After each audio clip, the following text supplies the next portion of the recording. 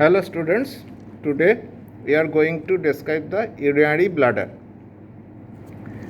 This is the specimen of the urinary bladder. Urinary bladder is tetrahedral and situated within the true pelvis. This is our pelvis. Okay. This urinary bladder is situated within this pelvis. Okay. Can you see? This is the position of the urinary bladder in the pelvis. So, what are the features as usual to the other viscera? Number one, it has a base. This posterior area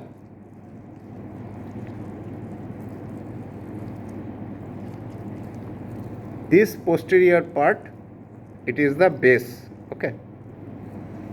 First you see the viscera minutely. This is the viscera, this is the superior surface, this is the anterior part, and this is the posterior part. Okay.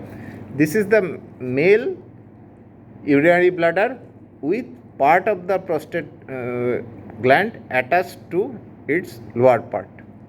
This is the prostate gland. Okay, and this is the superior surface of the urinary bladder. So, base also known as the fundus or posterior surface. This is the posterior part. So, in this area there will be the base. Okay.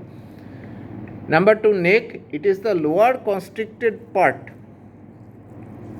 Lower constricted part lying in male on the base of the prostate and in female on the superior layer of the urogenital diaphragm. As the prostate is present in this specimen, so neck will be within the prostate gland. Okay. Number one, apex. This area is known as the apex. Understand? This gives attachment to the median umbilical ligament. Number two is regarding surface. The surface, there are two inferior lateral surface. These are the one inferior lateral and this is the another inferior lateral. These two inferior lateral surfaces present on the two sides. This is the anterior aspect and these two inferior lateral surface present on the two sides. Okay. Now, these surfaces are related to the retropubic fat and fascia covering the levator ani and obturator internus muscle. So, as I am again showing you that as it is present within the pelvis, okay. So, these two inferior lateral surface is related to this, here the obturator internus muscle is present. So, this area is related to the two inferior lateral surface is related to the obturator internus muscle. And the space between the space separating the surface from the pubis is called the space of Retzius. Another surface is the superior surface. This is the superior surface. Okay, this surface is the superior surface. So, superior surface, it is bounded anteriorly by the apex. This part is the apex. Okay, and posteriorly by the posterior border. This is the posterior part. This is the posterior border. On the two sides,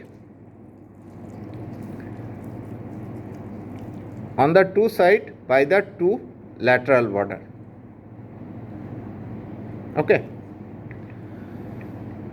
Posterior surface also called the base, as I have said. This part is known as the posterior surface or base. Now coming to the border. What are the border? The anterior border is the meeting point of the two inferior lateral surfaces.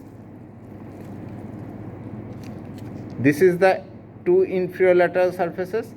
This border is meeting at these two surfaces meeting at a border that is known as the anterior border. Understand? This border. Number 2, two lateral borders separating the superior from the inferior surfaces, inferior lateral surfaces. These are two lateral border on the two sides. This border separating the superior surface from the inferior lateral surface. Understand? These two lateral border. Number 3 is posterior border. These are the posterior border. Okay.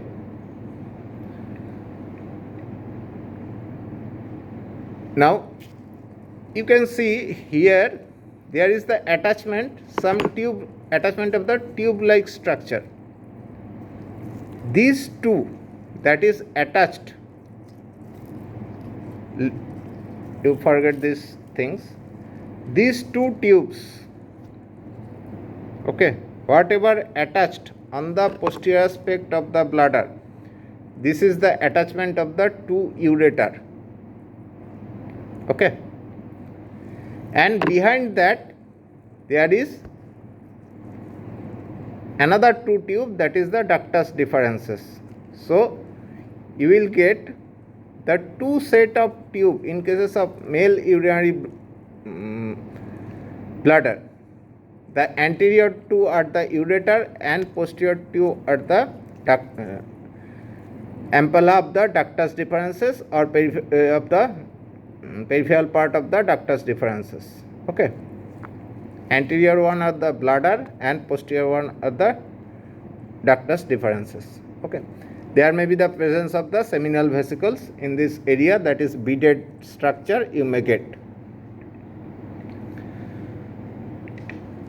Now, what are the capacity? Capacity of the urinary bladder is about 120 to 320 ml, and desire of the micturition appears when the capacity fulls about 280 ml. Painful sensation occurs about 450 to 500 ml. Pain is felt due to the tension of the wall and referred to the lower part of the abdominal wall, perineum and penis, because of the same presentation, same segmental supply of the nerve, that is the T11 to L2 and S2, S3 and S4. Now what are the peritoneal relation? In the male, superior surface, that is this surface, and upper part of the anterior surface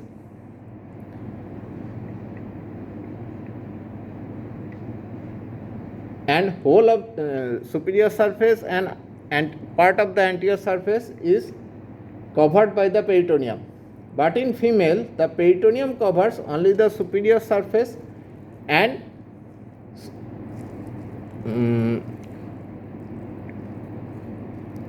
in the female the superior surface, except on the posterior aspect, the part is covered by the peritoneum.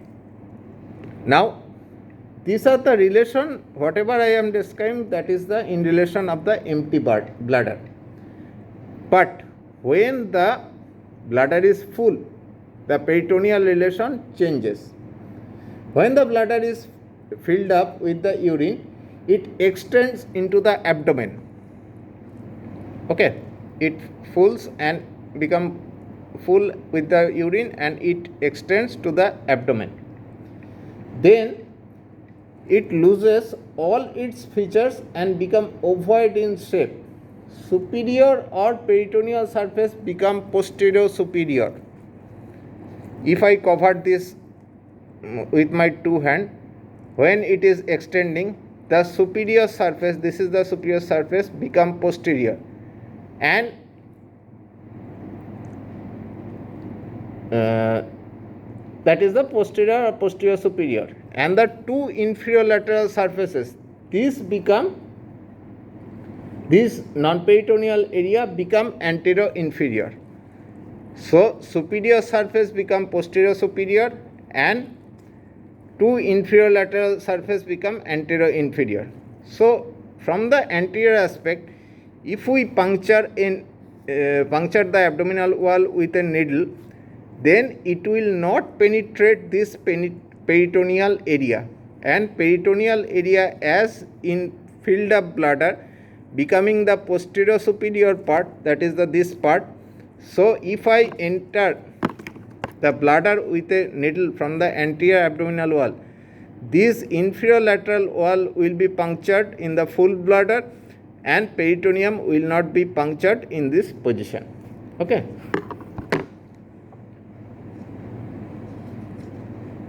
So these are the relation in cases of the full bladder filled up with the urine. Now changes in the different age. At birth, the bladder is an abdominal organ and internal urethral orifice lies at the level of the upper border. Up to 3 years, it rapidly descends into the pelvis. Then its descent up to the 9th year is slow. So up to 9th year, bladder is partly abdominal and partly pelvic. After 9th year, it is completely pelvic organ and reaches the adult position at puberty. Now, what are the ligaments of the bladder? Ligaments of the bladder may be divided into two groups. Number 1, peritoneal or false ligament. Number 2, non-peritoneal or true ligament. False ligament are: number 1, median umbilical fold, that is attached to the apex of the bladder. This is the apex of the bladder. Actually, median umbilical fold is the fold of the peritoneum caused by the indentation of the median umbilical ligament. Okay. There is medial umbilical fold on either side. It is peritoneal fold caused by the indentation of the obliterated umbilical artery going from the anterior division of the internal iliac artery to the umbilicus. Another is lateral false ligament on either side of the peritoneal fold going to the lateral border of the bladder to the lateral wall of the pelvis. Another is posterior false ligament on either side, that it is going to the sacrogenital fold. It is also known as the sacrogenital fold, extending from the bladder to the front of the sacrum. Now, what are the true ligaments or non-peritoneal ligaments? That are the median umbilical ligament, lateral umbilical ligament, and posterior true ligament. Okay. Median umbilical ligament, it extends from the apex of the bladder to the umbilicus. It is the obliterated allantois, which when remains patent, it is known as the urachus. In such cases, urine comes out through the umbilicus, causing urinary fistula. Okay.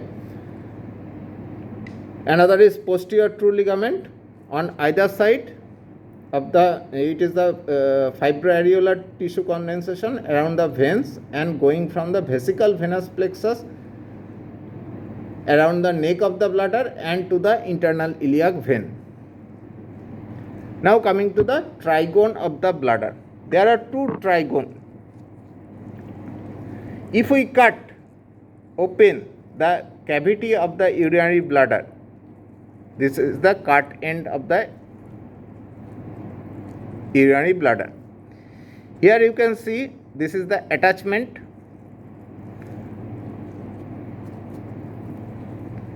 of the ureter. If we drag this opening of the ureter, okay, in this area,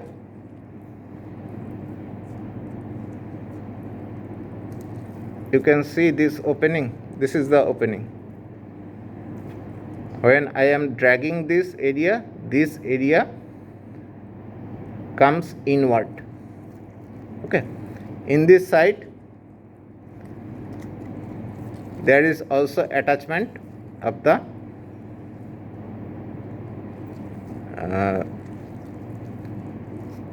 ureter in this region. Now, trigone is the triangular area on the posterior wall of the bladder. Again, if you see this area, this is the superior surface, these are the two inferior lateral surface, and when I am opening this area, trigone is situated on the posterior wall. This part is the posterior wall. Okay. Trigone is a triangular area on the posterior wall of the bladder. It lies inner surface of the bladder called the internal trigone, and when it is present on the outer aspect, that is on the outer aspect of the posterior surface, that is known as the external trigone. External trigone is absent in cases of female. Now, internal trigone, if we look on the posterior surface, these are equilateral triangle. This is the opening of the internal urethral opening. So it is a equilateral triangle.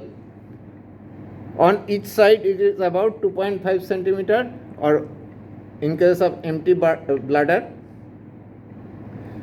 What is the boundary? The posterior lateral or superior lateral?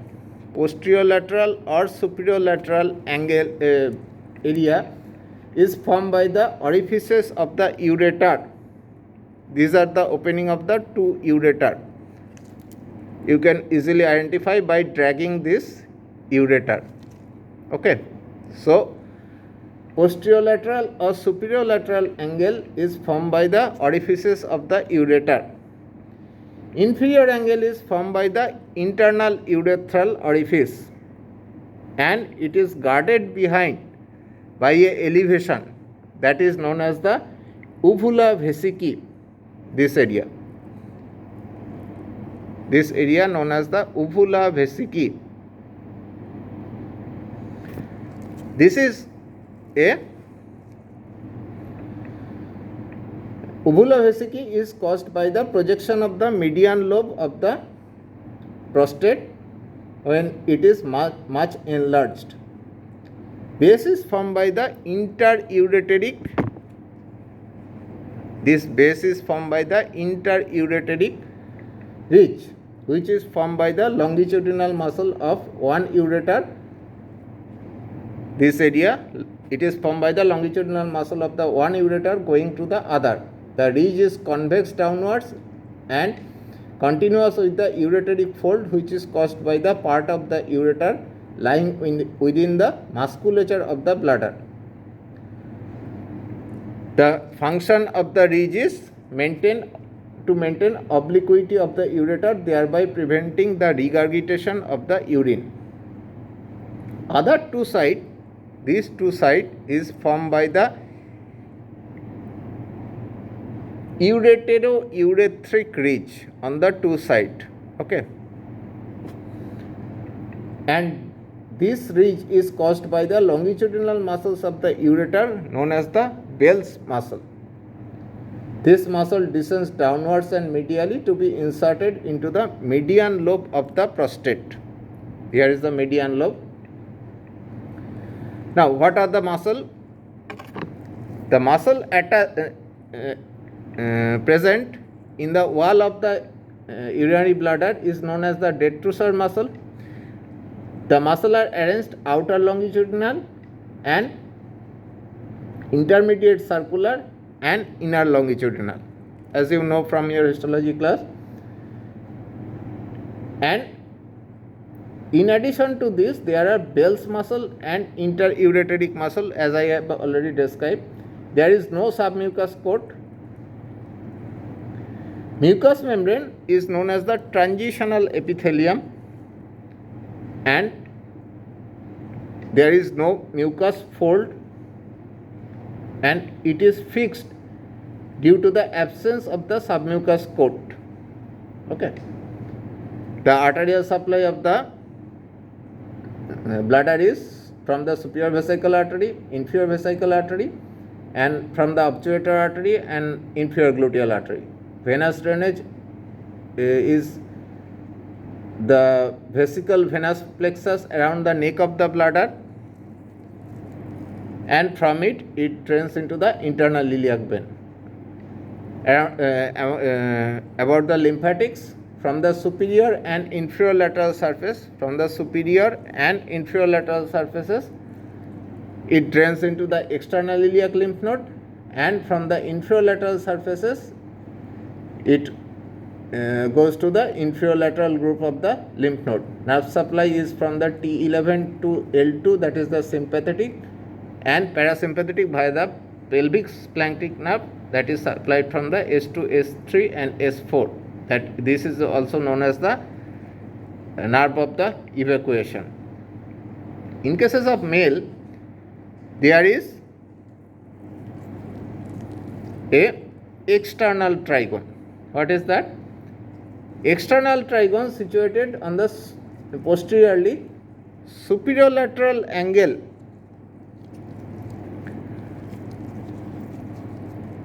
in this posterior part. There is the external trigone. Superior lateral angle is formed by the opening of the ureter. This is the superior lateral part. Inferior angle is formed by the site, that is the where the base opens in the prostate. Okay. In the female, there is absence of the external trigone. So this is all about general features of the urinary bladder. When examiner asks you to hold the urinary bladder, you have to hold in this way. Number one, first you have to hold this part within your palm, that is the ureter and vas deferens, within your thumb and index finger, that is within the first wave space. On this side there will be the two tube will be within your first wave space, and both inferior lateral side to be held by the two palm. And now you place this viscera in this way. Okay.